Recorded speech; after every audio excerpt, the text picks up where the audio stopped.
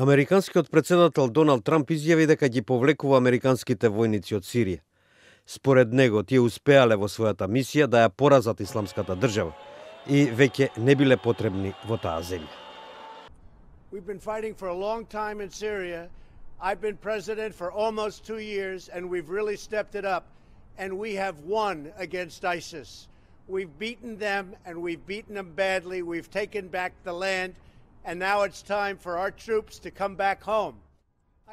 При тоа тој оцени дека станува збор за големи американски херои, бидејќи сториле, како што вели, многу добро за многу луѓе. So our boys, our young women, our men, they're all coming back and they're coming back now.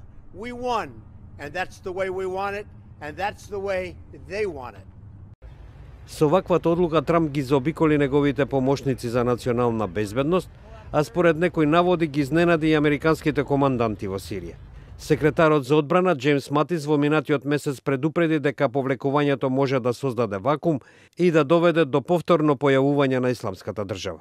As you know, they've collapsed the geographic caliphate there, but as we have told you for many months, over a year now, the fight goes on as they splinter into smaller groups and we continue to hunt them down there. Ова повлекување исто така би можело да значи голем ризик за американските сојузници на теренот, а и да го зајакне влијанието на Русија и на Иран во регионот. Некои од нив прецизираат дека со овој потек Русија добива на геополитички, а Иран на регионален план.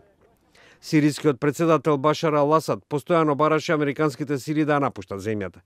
Русија пак, која го поддржува Асад, е на оценка дека американското присуство таму било нелегално.